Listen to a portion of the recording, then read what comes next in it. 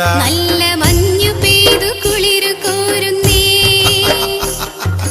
മനസ്സിൽ നെയ്ത സ്വപ്നങ്ങൾ 100 എന്നെ മിന്നു ചാർത്തിക്കൊണ്ടു പോണെന്ന്. നാളും മാസം നോക്കിയ നേരം അയ്യടാ നല്ല പൊരുത്തമാടി കള്ളിപ്പെണ്ണേ,